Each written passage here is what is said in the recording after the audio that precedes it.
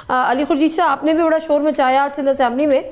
کیا تھا؟ مطلب میں جو پڑھ رہی تھی کہ آپ کا اعتماد میں نہیں لیا گیا، اس کو نظر انداز کیا گیا، تو آپ تو اپوزیشن میں، آپ کو اعتماد میں کیوں لینا تھا حکومت نے؟ میں آپ کو آپ کے سوال کا جواب میں اس انداز سے دوں گا کہ اس اسمبلی میں بجٹ کا سیشن سے پہلے پری بجٹ ڈسکشن ہوئی تھی، پورا سیشن چلا تھا، اور اس سیشن کے اختتام پہ وزیر خزانہ سے مراد علی شاہ صاحب نے قرارداد پیش کی تھی اور پوری اسمبلی نے وہ قرارداد پاس کی،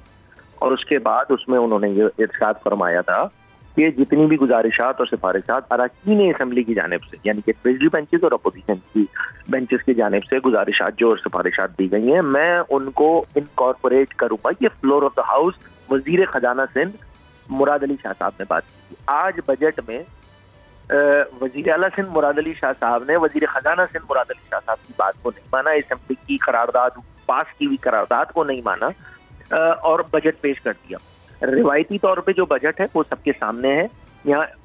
اوبیسلی نمبرز بڑھ گئے ہیں، انہوں نے ترقیاتی اسکیموں میں پیسے بھی زیادہ رکھ دیے ہیں، مگر میرے کہنے سے کیا فرق پڑتا ہے، حکومت کے کہنے سے کیا فرق پڑتا ہے، یہ اہمیت نہیں ہے۔ عوام ہے سندھ کی 6 کروڑ عوام، کراچی سے کشمور تک، لا اینڈ آرڈر کی سچویشن، انفراسٹرکچر، صحت، تعلیم، سب کچھ تو برباد ہے جناب۔ سب کچھ ہمارے سامنے ہے، اس میں تو کوئی دو رائے نہیں ہے، لیکن ایک چیز میں آپ کو ذرا آخر میں کامنٹ جاننا چاہوں گی۔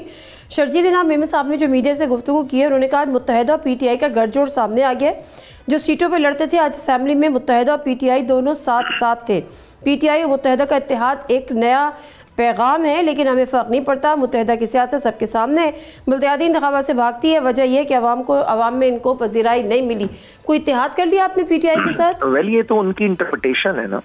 یہ تو ان کی انٹرپریٹیشن ہے۔ اس اسمبلی میں سنی اتحاد کونسل یا پاکستان تحریک انصاف کے جتنے اراکین ہیں، انہوں نے جو ہے وہ متحدہ قومی موومنٹ پاکستان کی جانب سے جو احتجاج ہو رہا تھا، اس میں جماعت اسلامی کی ہمارے ساتھ موجود